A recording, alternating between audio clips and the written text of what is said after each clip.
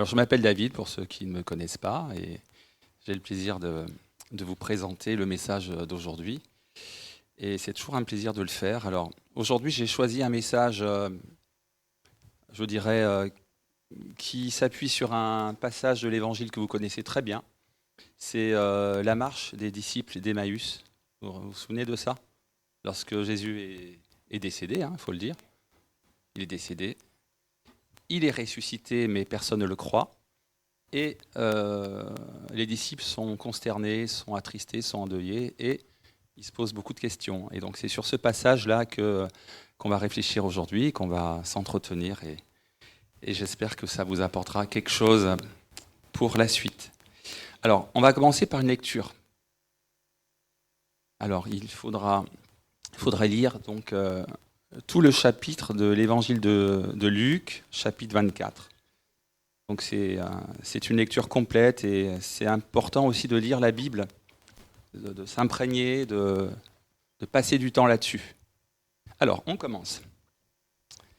Le premier jour de la semaine, elles se rendirent au sépulcre de grand matin, portant les aromates qu'elles avaient préparés.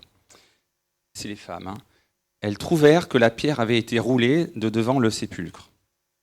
Et, étant entrées, elles ne trouvèrent pas le corps du Seigneur Jésus. Comme elles ne savaient que penser de cela, voici deux hommes leur apparurent en habits resplendissants. Saisies de frayeur, elles baissèrent le visage contre terre. Mais ils leur dirent : « Pourquoi cherchez-vous parmi les morts celui qui est vivant ? Il n'est point ici, mais il est ressuscité. Souvenez-vous de quelle manière il vous a parlé lorsqu'il était encore en Galilée. Et qu'il disait : il faut que le Fils de l'homme soit livré entre les mains des pécheurs, qu'il soit crucifié et qu'il ressuscite le troisième jour. Il faut que le Fils de l'homme. C'est important de retenir ça. Et elles se ressouvinrent des paroles de Jésus. À leur retour du sépulcre, elles annoncèrent toutes ces choses aux 11. Alors, vous savez bien qu'ils étaient 12, les 12 apôtres. Mais malheureusement, il y en a un qui est décédé aussi. Après avoir trahi Jésus, il s'est donné la mort. D'après ce qu'on lit, il s'est donné la mort. Donc, il n'était plus que 11. Donc, elles annoncèrent toutes ces choses aux 11 et à tous les autres. Parce qu'il n'y avait pas que 11, il y en avait bien d'autres. Mais les 11, c'était les 11, vous savez, je n'allais pas dire favoris, mais très proches de Jésus, les très proches. Celles qui dirent ces choses aux apôtres étaient pas des moindres, c'était Marie de Magdala, des très proches, Jeanne, Marie, mère de Jacques, et les autres qui étaient avec elle. Elles tinrent ces discours pour des... Ils tinrent, ce sont les hommes, ce sont les frères, les apôtres, Pierre, etc. Donc ils tinrent ces discours pour des rêveries, et ils ne les crurent pas, et ils ne crurent pas ces femmes. Ils ne les crurent pas. Mais Pierre se leva et courut au sépulcre. S'étant baissé, il ne vit que les linges qui étaient à terre, puis il s'en alla chez lui dans l'étonnement de ce qui était arrivé. Et voici ce même jour, deux disciples allaient à un village nommé Emmaüs, éloigné de Jérusalem de 60 stades. Ils s'entretenaient de tout ce qui s'était passé. Pendant qu'ils parlaient et discutaient, Jésus s'approcha et fit route avec eux. Mais leurs yeux étaient empêchés de le reconnaître. Il leur dit : « De quoi vous entretenez-vous en marchant pour que vous soyez tout tristes ? » C'est rigolo quand même, vous voyez ça.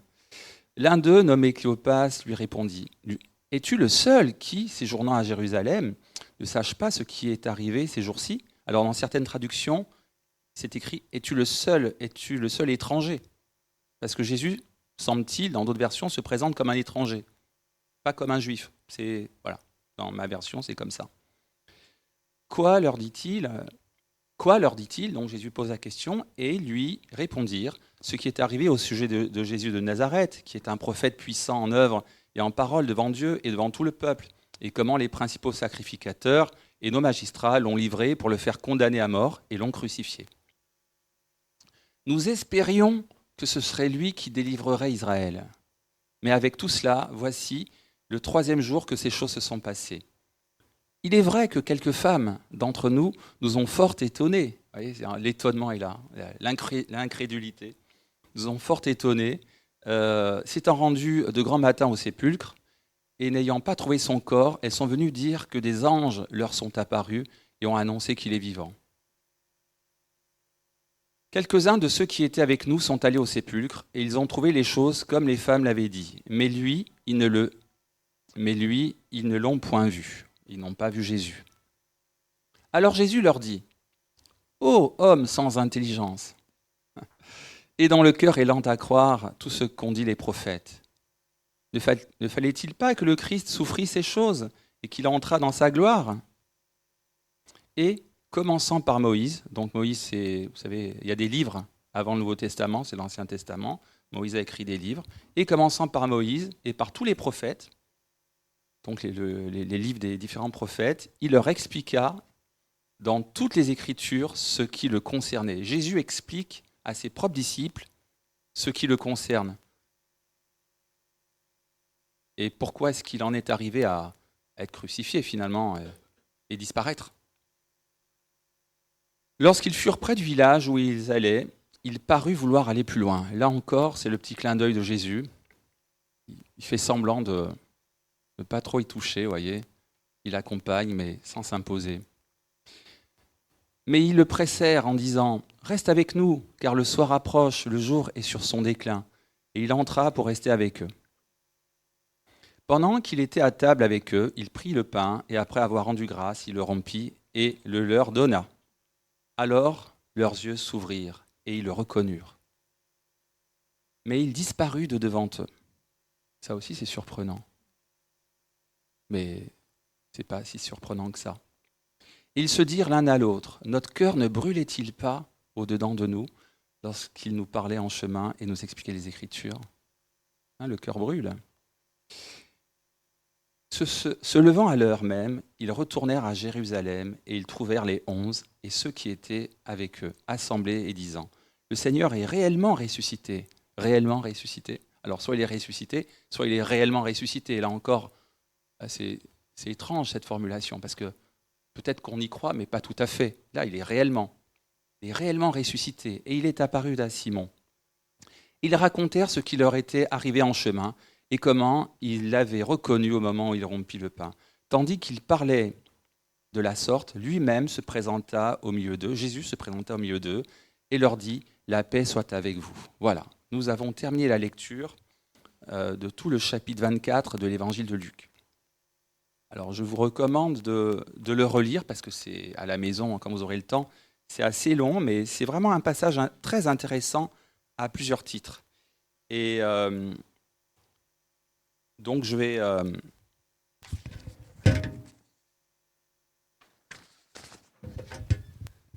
commencer par la première idée qui m'est venue en lisant ce passage. C'est l'idée que le chaos spirituel, la panique, peut très rapidement s'installer face aux épreuves. Voilà.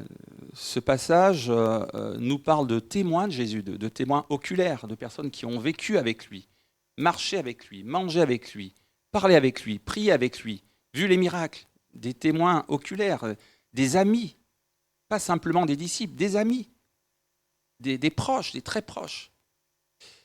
Et on s'aperçoit que, en lisant ce passage, il y a un désarroi total.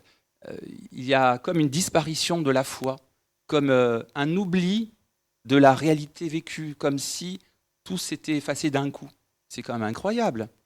Et ça nous renvoie un peu à notre expérience, à nous, à notre vécu. Est-ce que par hasard, face aux épreuves, on pourrait parfois chanceler, perdre un peu pied et finalement ne plus se souvenir ? Alors, on peut penser à différentes épreuves. Certaines personnes dans certains pays du monde sont persécutées pour leur foi en Jésus.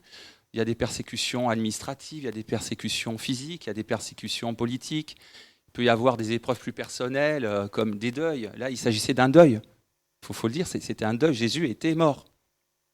On dit qu'il est ressuscité, mais là, il était mort. Donc, le deuil, c'est très éprouvant. Ça peut être le décès d'un enfant, d'un proche, etc., d'un parent, bref, la maladie, etc. On ne va pas allonger cette liste. Et du coup, là, on se dit que les épreuves peuvent avoir un impact quand même potentiellement dangereux sur notre vie, sur notre équilibre, quand ces épreuves sont particulièrement violentes et inattendues. Lorsqu'on ne s'y attend pas, c'est terrible. Lorsque vous préparez à quelque chose, vous dites, bon ok, mais quand vous ne le pensez pas possible, et quand ça vous arrive, il peut y avoir un sacré choc. Et je pense que les disciples ne s'attendaient pas véritablement à voir partir Jésus. C'était pas possible pour eux. D'accord ? Alors, j'ai relevé dans le texte pas mal de mots, de passages qui témoignent de ce climat-là très lourd. Alors, le climat du deuil, de l'émoi, de la tristesse, de la peur, de l'incrédulité, du doute, la panique, le drame, n'est-ce pas ? Et si je relis le texte, je vous donne quelques illustrations de ce qu'on trouve. Donc, les femmes étaient désemparées, alors qu'elles étaient désemparées. Leur visage est incliné vers le sol. Quand on regarde par terre, c'est qu'on est abattu, c'est qu'on n'arrive plus à regarder de l'avant. D'accord ? C'est un abattement. Il y a également le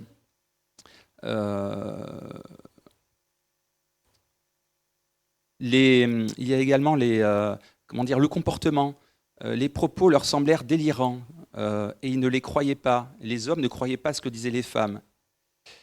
Pierre s'en retourne chez lui tout étonné. On ne dit pas qu'il est joyeux, Pierre. On ne dit pas qu'il est encouragé. Il est tout étonné. L'étonnement, ça n'apporte rien. C'est une stupeur. On reste là-dessus et finalement, c'est stérile. On ne va pas plus loin. L'étonnement. Ici, on voit également que lorsque Jésus croise le chemin des deux disciples, à un moment donné, il leur pose des questions et il s'arrête, tout triste. Donc, je lis ça.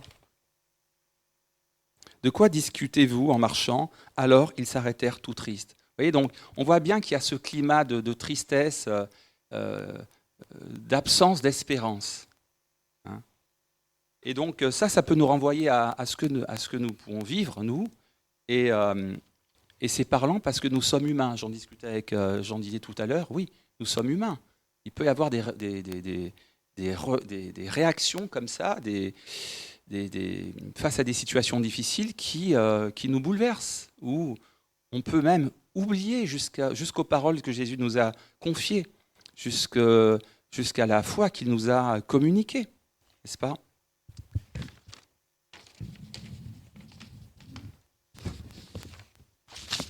Avec le micro, c'est plus compliqué parce que je dois manipuler les deux et je n'ai pas l'habitude.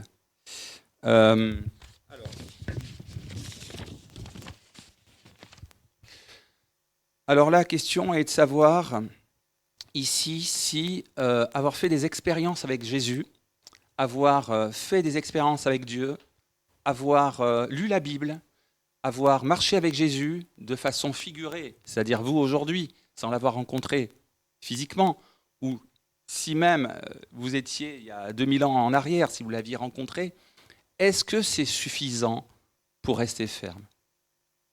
Est-ce que c'est suffisant pour tenir bon dans l'épreuve ? Est-ce que ça suffit ? Ben non, on voit bien que ça ne suffit pas. Alors vous allez me dire, oui David, en fait ça c'est juste un moment passager. Ils vont se relever les gars, ne vous inquiétez pas. Ouais, pas sûr si Jésus n'était pas intervenu. Je ne pense pas que si Jésus était simplement remonté au ciel après sa résurrection, sans laisser signe de vie, sans laisser de témoignage de sa réelle résurrection, je ne pense pas que cela se serait passé comme ça, loin de là.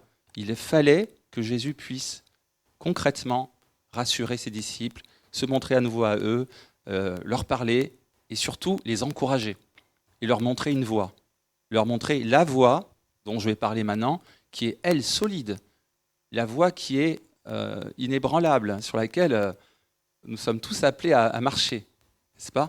Donc, avant de vous parler de ça, de ce conseil que Jésus nous donne, qui est pourtant très simple, et qui convient ici à la situation des disciples qui sont au plus mal, j'aimerais, dans un deuxième temps, insister sur une dimension de ce texte.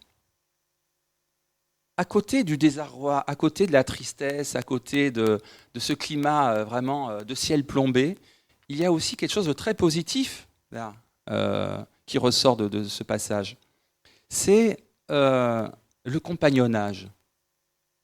Il y a des compagnons qui marchent ensemble. Il y a des disciples qui sont 11, plus d'autres, qui vivent ensemble, qui ne se quittent pas, qui sont amis, qui sont solidaires, qui se parlent, qui s'entretiennent, qui s'interrogent, qui pleurent ensemble. Oui, tout ça, c'est très positif. On pourrait même dire que c'est ça la communion fraternelle, n'est-ce pas? S'aider, s'épauler, s'encourager, tout ça. Oui, c'est ce qu'ils vivent. C'est ce qu'ils vivent. Donc, la proximité des liens, n'est-ce pas? Mais à côté de ça, on voit aussi la fragilité des cœurs. On voit aussi la fragilité des liens. Lorsque les femmes proches de Jésus disent ce qu'elles ont vu, Pierre ne croit pas. Elle est où la confiance? Elle est où la foi? Parce qu'on dit avoir foi en Dieu. Oui, mais moi j'ai envie d'avoir foi en toi aussi. Si tu me fais témoignage, si tu me portes ton témoignage, il faut aussi que j'ai foi en toi. Parce que tout témoignage part d'une personne. Si j'attends que Dieu me témoigne directement pour avoir la foi, à mon avis, il n'y aura pas beaucoup de personnes qui suivraient Dieu, qui accepteraient Jésus. Il faut avoir confiance en l'autre. Vous voyez, donc là, il apparaît ici cette situation de fragilité de l'unité finalement, fragilité de la foi en l'autre. C'est une amitié, ce sont de belles amitiés, mais elles sont fragiles. Elles sont humaines, elles sont fragiles, elles sont incomplètes, elles sont lacunaires. Hein. Donc, ça fait apparaître ce passage, la fragilité, les limites de nos capacités humaines, l'unité défaillante, etc. Et en fait, on comprend bien qu'il faut bien plus que de la solidarité, de l'amitié, etc. pour tenir bon. Pour faire unité, pour faire corps, pour être dans la communion fraternelle, la véritable, celle qui nous fait aller de l'avant, celle qui nous fait croire, celle qui nous fait marcher, celle qui nous fait obéir. Il ne suffit pas simplement de se taper sur l'épaule, de s'embrasser, de s'inviter. Ça ne suffit pas, parce que ça, ils le vivaient déjà. Et pourtant, ils étaient tristes. On peut être tous tristes là ce matin, si on veut. Hein, vous voyez, on peut être unis, ensemble, et être tristes, sans espérance. Il y a des familles comme ça, très unies, mais tristes. Très unies, mais tristes. Ça peut être le cas à plus grande échelle. Donc, vous voyez, ça ne suffit pas. Donc, je récapitule. On a commencé par voir que les épreuves peuvent déstabiliser une communauté, des familles, des chrétiens, des personnes qui croient, qui ont cru, et voilà, de façon indéniable, au point que la foi soit ébranlée. Nous avons vu que un environnement amical, un environnement fraternel, etc., ne suffit pas non plus à faire revenir l'espoir, à faire revenir la joie. On se soutient en pleurant l'un devant l'autre, mais la joie n'y est pas. Personne n'est joyeux là dans le texte qu'on a lu. Voyez, donc ça ne suffit pas. Donc attention, se réunir le dimanche, se retrouver en groupe de maison, etc., c'est bien, mais il faut un autre fondement, il faut un autre appui pour que ça porte du fruit. Sinon, ça peut être très stérile, ça peut être stérile. Donc, la communion fraternelle, on le voit bien, doit être consolidée, vécue sur la confiance en la parole de Dieu. La parole de Dieu, pour les néophytes, c'est ce que dit Dieu au travers de la Bible, ce que nous recevons au travers du testament de la Bible. La confiance en Dieu lui-même, mais en ce qu'il dit, d'accord, elle doit s'appuyer sur cela. Et j'aimerais dire qu'il y a quelque chose qui a changé depuis cet épisode-là. À ce moment-là, les disciples, ils avaient eu Jésus physiquement, et puis là, ils le retrouvaient, puisqu'il leur apparaissait à nouveau. Mais il allait partir. Et en partant, Jésus a promis de ne pas nous laisser seuls. Il a promis de rester avec nous. Et il a promis de nous envoyer un consolateur. En fait, c'est son esprit, c'est l'esprit de Dieu que dans la Bible on appelle le Saint-Esprit. Et donc les choses sont un peu différentes pour nous aujourd'hui.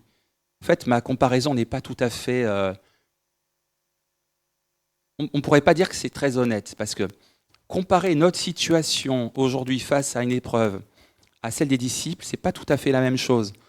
Aujourd'hui, face à une épreuve, nous avons le Saint-Esprit. Le Saint-Esprit, c'est l'esprit de consolation qui habite en nous. Jésus ne l'avait pas encore envoyé, il avait juste disparu physiquement. Donc ce n'est pas tout à fait pareil. Donc il me fallait être honnête avec vous pour essayer de, à ce niveau-là, faire la petite réparation en disant c'est juste un essai pour vous faire comprendre les grandes lignes, mais ce n'est pas tout à fait pareil aujourd'hui pour nous. Spirituellement, il y a une autre dimension qui va plus loin, qui est dématérialisée, j'allais dire.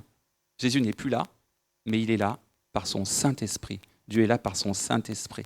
Et ça change beaucoup de choses, en fait. Après, on pourra faire un autre message là-dessus, mais je ferme la parenthèse, on y reviendra. Voilà, donc ça, c'est les 2 points que je voulais voir avec vous. Et il y a un 3e point, l'avant-dernier, qui nous parle... Alors oui, juste avant de terminer, de passer au 3e point, je voulais vous dire également que on voit aussi ici qu'il y a beaucoup de personnes qui témoignent. Les femmes, elles témoignent. Elles vont au sépulcre, au tombeau, elles témoignent. Et on ne les croit pas.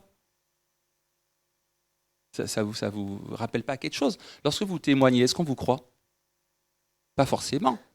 Mais là, c'est un peu différent. Ce sont des amis, de la famille, c'est des proches qui témoignent pas à des étrangers, qui témoignent à leurs proches, à leurs amis, à leur famille. Et on ne les croit pas.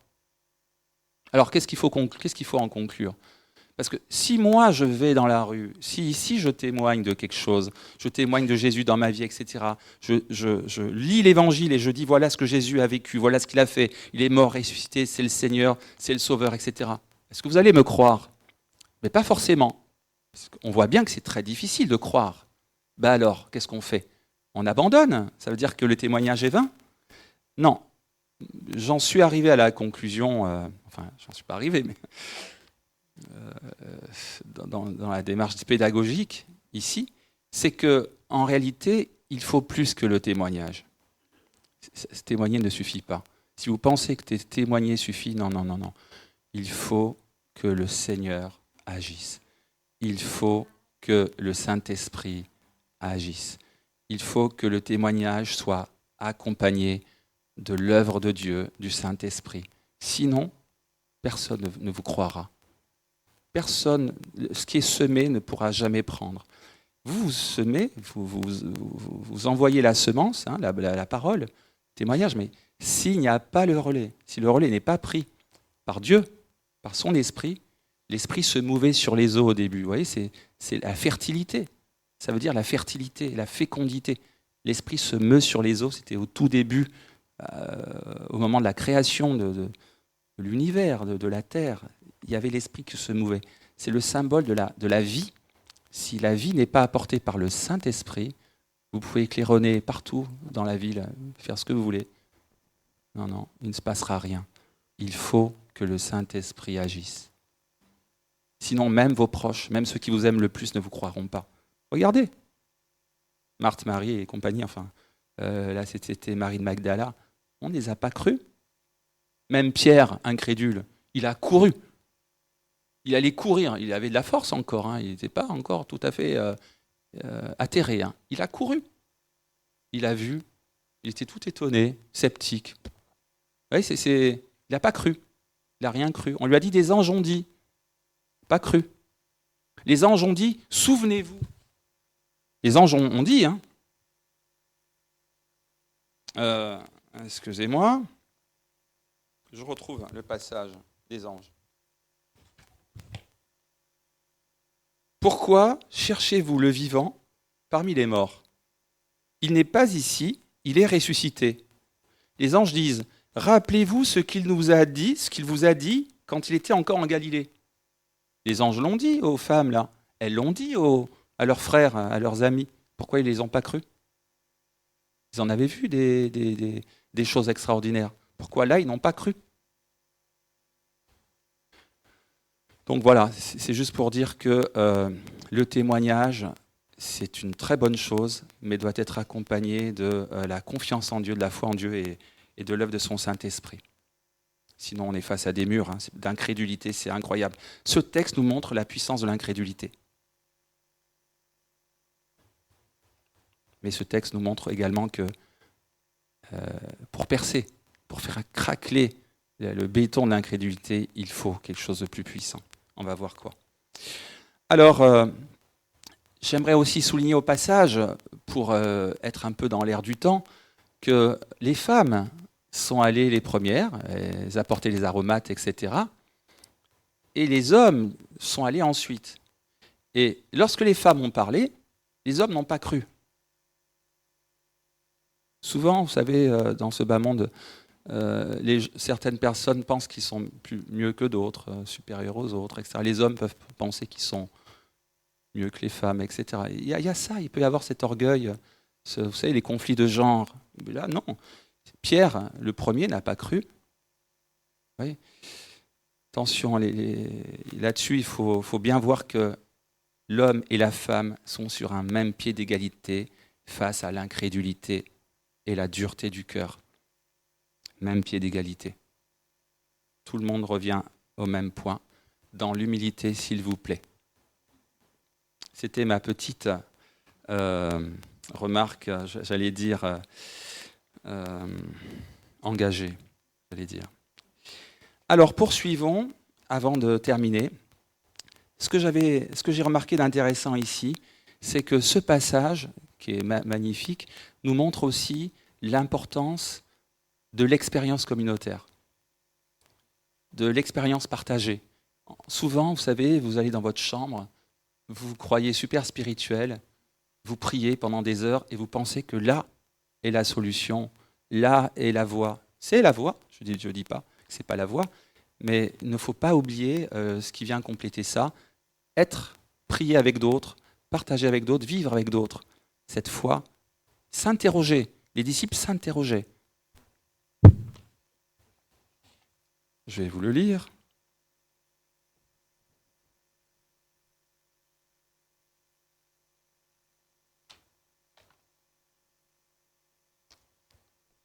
Or, tandis qu'ils s'entretenaient et s'interrogeaient, est-ce que vous vous interrogez? Est-ce que vous avez des discussions spirituelles? Est-ce que vous vous questionnez? C'est ça. C'est ça la vie communautaire aussi. C'est pas simplement prendre la Sainte Seine ensemble et penser qu'on a une vie communautaire, c'est pas ça. C'est avoir un frère ou une sœur plus proche, ou quelques-uns plus proches, et pouvoir avec eux s'entretenir, approfondir. C'est ça aussi. Ça contribue à la marche. Là, ils sont en marche, mais ils sont en marche aussi parce qu'ils cherchent quelque chose. Ils ne considèrent pas que tout est acquis. Ils sont en marche, il y a une quête, il y a une recherche. Et c'est important dans la marche chrétienne aussi de considérer que Dieu nous bénit ensemble. Et là, c'est absolument le cas. Jésus s'est présenté aux deux. Quand on voit qu'il se présente la plupart du temps à une multitude, aux 11, lorsqu'ils sont assemblés ensemble. Jésus n'a pas cette idée de se présenter à chacun des disciples individuellement. Ça ne se passe pas comme ça. Parce il souhaite que les choses se vivent ensemble. C'est le corps de Christ, c'est la famille de Dieu. Et quand ça se passe comme ça plaît à Dieu. Et aussi, ça renforce les liens. Ça crée une unité, ça crée une expérience partagée qui est porteuse pour après tout le travail qu'il y a à faire. Donc ces choses sont importantes, c'est cette dimension d'expérience vécue à plusieurs, partagée avec d'autres, attestée et reconnue par d'autres. Parce que lorsqu'on vit les choses ensemble, les autres peuvent dire oui, c'est vrai. Nous reconnaissons que c'est vrai. Parce que l'incrédulité est là aussi. Donc vivre ensemble, ça permet de dire mais oui, on l'a bien vécu ensemble. Ça permet de soutenir la foi, d'encourager la foi et donc la confiance. Donc cette dimension est importante. Quand on le lit dans le texte, voilà, les disciples marchaient ensemble. Ils se disent à la fin, reste avec nous. Vous voyez, ils veulent être avec Jésus, donc on est trois. Ensuite, ils disent, au même instant, à l'instant même, ils se levèrent et retournèrent à Jérusalem. Ils y trouvèrent réunis les 11 apôtres et leurs compagnons qui leur dirent, le Seigneur est réellement ressuscité. Vous voyez, les choses se font ensemble. Et cette expérience du retour de Jésus à la vie, ressuscité, elle se vit ensemble. Et donc ça, c'est aussi le troisième point pour dire que face aux épreuves, c'est quand même bien d'être ensemble. Il y a une épreuve qui frappe la communauté de ceux qui aiment Jésus. Ils sont bouleversés, déstabilisés, tristes. On voit que leur amitié ne suffit pas, leur solidarité, leur compagnonnage ne suffit. Tout ça, ça ne suffit pas à les relever. Et Dieu envoie Jésus, ressuscite Jésus, et Jésus revient vers ses disciples, mais en les rencontrant ensemble. Ça aussi, c'est important. Et je termine alors donc par le dernier point. Le dernier point, c'est comment Jésus s'y prend finalement pour relever ses amis. Vous savez, souvent on dit ses apôtres, ses disciples, mais ce sont ses amis. Relisons un tout petit peu certains passages de l'Évangile pour voir combien Jésus aimait ses amis. D'ailleurs, il a dit il n'y a pas de plus grand amour que de mourir pour donner sa vie pour ses amis. Donc, il considérait ses disciples comme des amis, comme ses amis. Ils étaient très, très proches. Alors, regardons un peu comment Jésus s'y prend. Alors, Jésus apparaît et les rejoint sur le chemin. Il marche avec eux. Et alors, dans ma version, je vais vous la lire.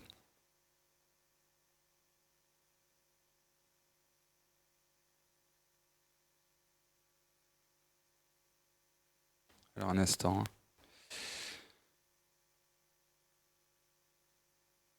Ça va, vous tenez bon? Encore 10 minutes? Ça va aller. Alors, je lis.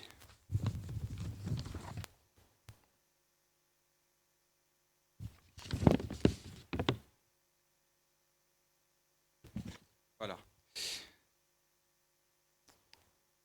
Or, tandis qu'ils s'entretenaient et s'interrogeaient, Jésus lui-même s'approcha et il marcha avec eux. Donc Jésus marche avec vous.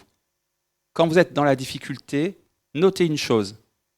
Jésus s'approche et marche avec vous. Souvent on se dit, Jésus, qu'est-ce que tu fais Jésus là? Là tu tardes, là je suis fatigué, etc. C'est vrai.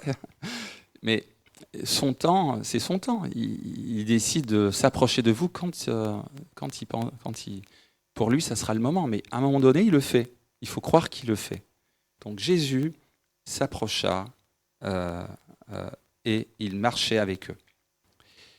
Mais leurs yeux étaient empêchés de le reconnaître. Jésus leur dit, « De quoi discutez-vous en marchant ?»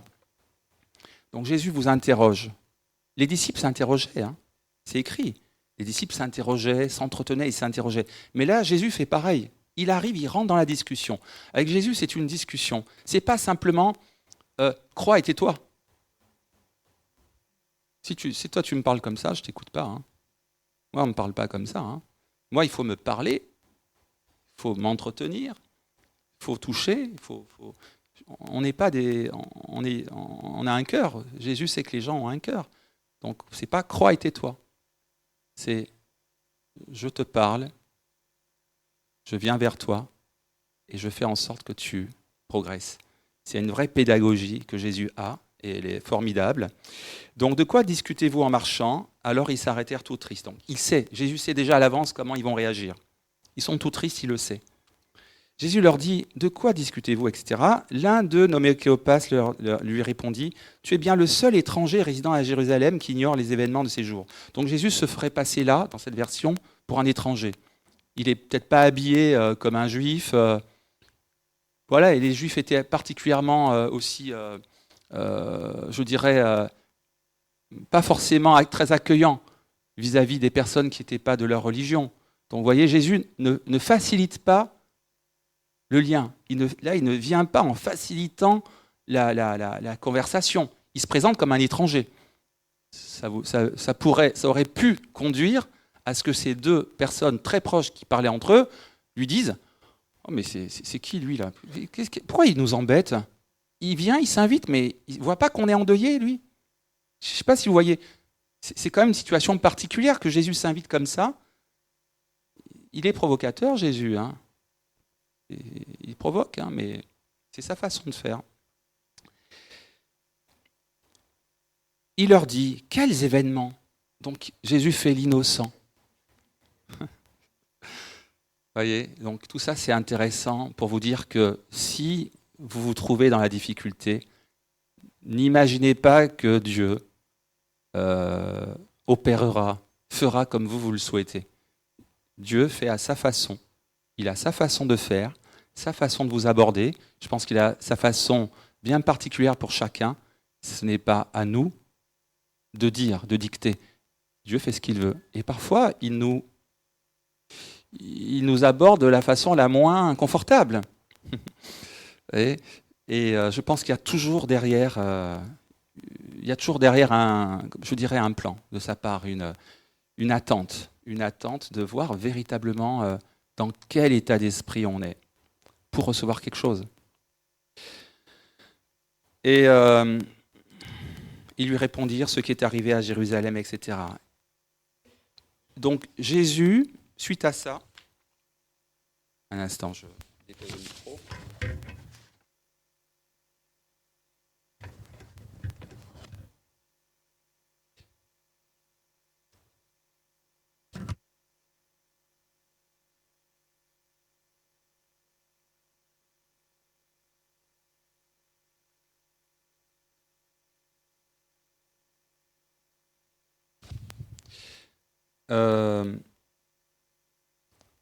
Alors leurs yeux s'ouvrirent et ils le reconnurent, mais il disparut à leur regard.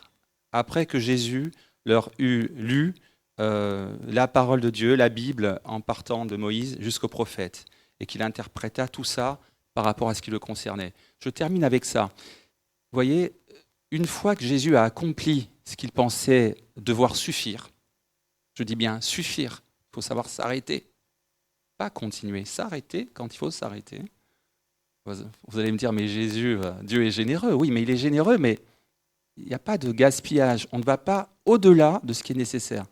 Il disparut. Il disparut immédiatement. Il les planta. Mais est-ce que c'était nécessaire de rester avec eux? Est-ce que c'était nécessaire d'aller plus loin? La flamme avait repris. J'aimerais juste vous lire un passage.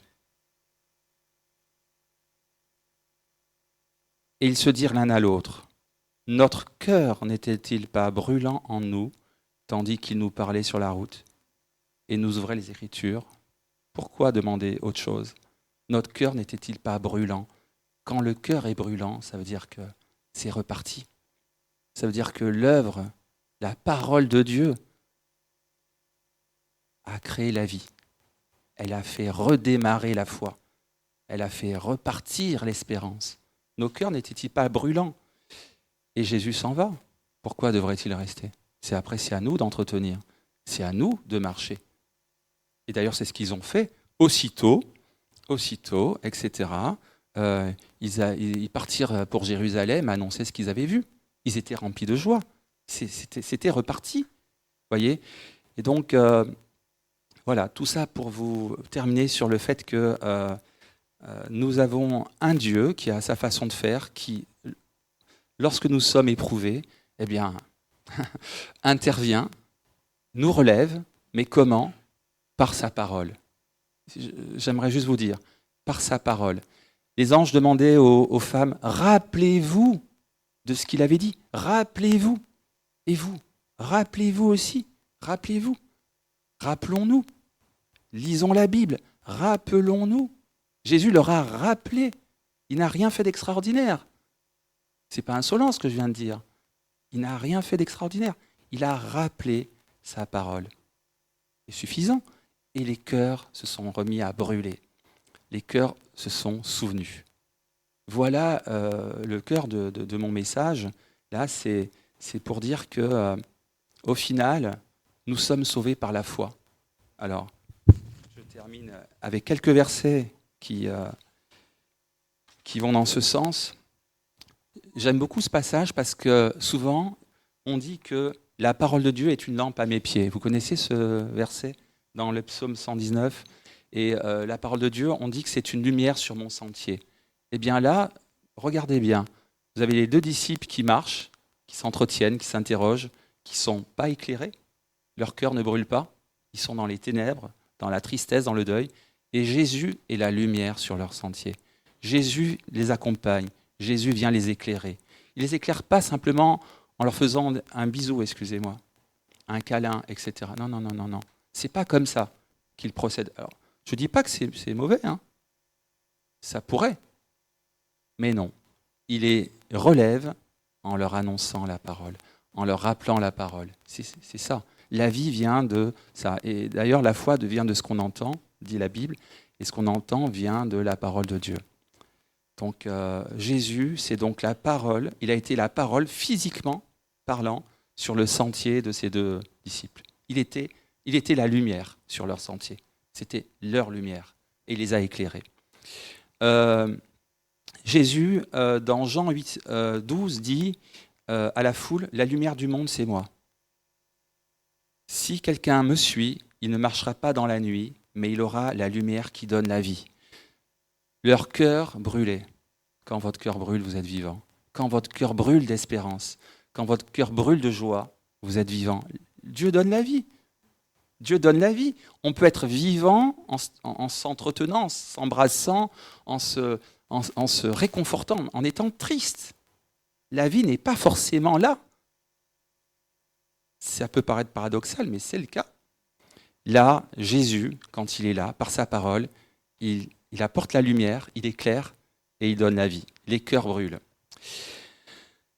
Dieu a tant aimé le monde, alors là je m'adresse à ceux qui seraient en cheminement ici, qui ne seraient pas forcément encore totalement au clair par rapport à la foi chrétienne, à qui est Jésus, ce qu'il a fait, etc. Donc il y a un passage qui est très clair à ce sujet, donc je m'adresse à vous, je ne vous connais pas.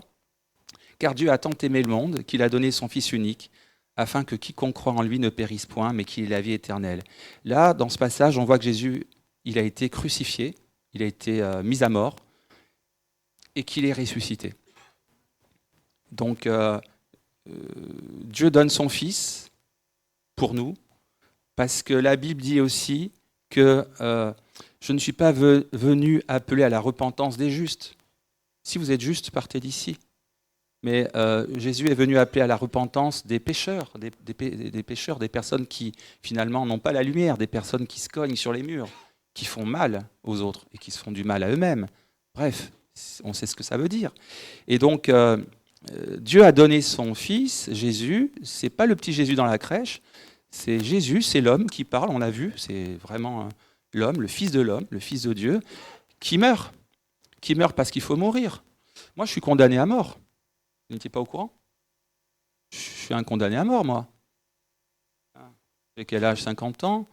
Allez, on va dire dans 30 ans, c'est terminé. À peu près, même avant, qui sait. Donc, nous sommes tous condamnés à mort. Celui qui n'a pas son billet de retour, qui me le dise, hein. On a tous un billet de retour.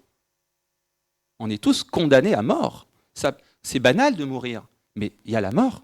On pourrait vivre. Il y a la mort. On est des condamnés à mort. Ben, Jésus, c'est le condamné à mort qui représente l'humanité. Il fallait qu'il y en ait un qui ait exaucé parfaitement les désirs du Père en termes d'amour, d'obéissance, chose qu'on n'a pas été capable de faire, pour qu'il y ait un représentant pour l'humanité.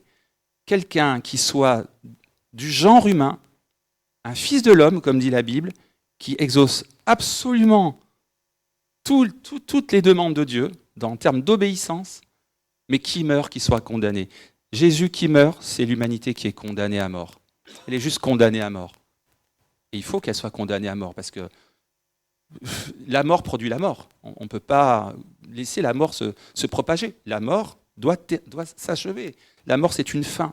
Mais la résurrection, c'est aussi le fait que Jésus ne nous laisse pas dans la mort. En mourant, en prenant sur lui notre condamnation, il a été condamné pour nous, c'est le représentant de l'espèce humaine qui est condamné à mort pour les péchés de l'humanité. Il est fait pécher. Eh bien, il y a la résurrection voulue par Dieu. C'est-à-dire que pour toute personne qui accepterait de reconnaître qu'il est pécheur, qu'il est mauvais, il n'y a pas un juste, pas un seul, dit la Bible, etc., eh bien, qui reconnaît en Jésus le représentant de ce qu'il est, eh bien, une vie est possible. Jésus nous dit que c'est par la foi que nous sommes sauvés, la foi que Jésus est notre représentant, et s'il meurt pour nous, s'il paye pour nous, eh bien il est notre substitut. Il meurt pour que nous on ait la vie. Il meurt à notre place pour qu'on ait la vie. Et donc c'est l'œuvre miraculeuse de Dieu. Alors la Bible nous dit très clairement, repentez-vous et croyez à la bonne nouvelle. C'est par la grâce que vous êtes sauvés, par le moyen de la foi. Croire, c'est comme ça qu'on est sauvé. Souvenez-vous, rappelez-vous, Jésus rappelle les Écritures, c'est par la foi qu'on est sauvé. Abraham a été considéré comme juste par la foi, d'accord ? Ce n'est pas par vos œuvres. J'ai entendu l'autre jour dire que certaines personnes pensaient qu'en faisant des bonnes œuvres, on était sauvés. C'est pas vrai. C'est pas vrai du tout. Quand vous avez Dieu avec vous, vous pouvez faire des bonnes œuvres. Mais sans Dieu, vous ne pouvez pas en faire. Et même si vous en faites, si vous ne le reconnaissez pas, vous êtes un révolté. Et donc vous êtes condamné. Parce que vous êtes pécheur. Le péché d'orgueil. Dieu dehors. Et donc, car nul ne sera justifié devant lui par les œuvres de la loi. Personne ne peut dire « je suis juste », puisque c'est par la loi que vient la connaissance du péché. Dès que je vous fais la litanie de la loi, je vous coince. Je suis capable de vous trouver différents alinéas pour vous montrer que là, vous avez failli. Il suffit de faillir sur un point pour être condamné, condamnable. Parce qu'il n'y a pas de petit péché. Il n'y a pas de petit péché. Tout le monde est coupable. Donc, c'est le message de l'Évangile, mais ce message, il est joyeux parce que derrière, il y a l'espérance. Jésus ressuscite, Jésus réapparaît, Jésus parle, Jésus fait s'embraser les cœurs et Jésus ressuscite finalement les cœurs, ressuscite les hommes et les femmes qui lui confient leur vie. Donc voilà, je crois que j'ai fait le tour de ce message. On va prier quelques instants et puis j'espère que vous allez pouvoir méditer là-dessus, revenir sur cela et que ça vous fera avancer dans votre vie avec Dieu. Alors Seigneur, je suis heureux d'avoir pu être ce matin avec mes frères, mes sœurs ici. Je suis content d'avoir également eu ce message à cœur. Et c'est un message réjouissant, un message qui console nos cœurs, qui nous permet de nous identifier aussi, qui nous permet de comprendre comment tu agis, comment tu es, comment tu fais, d'avoir confiance en toi. Ce message me donne confiance en toi, mon Père. Ce message nous donne confiance. Ça nous permet de savoir que lorsqu'on est en marche, lorsqu'on veut vraiment te retenir pour que tu manges avec nous, pour que tu dînes avec nous, lorsqu'on a vraiment soif, eh bien tu viens, eh bien tu acceptes, eh bien tu nous révèles, eh bien tu nous ouvres les yeux. C'est ce qui s'est passé. Leurs yeux s'ouvrirent, parce qu'ils sont allés au bout de leur démarche. Ils ont accueilli, ils ont souhaité, ils ont désiré. Voilà, que le Seigneur vous garde, vous bénisse. Au nom de Jésus, amen.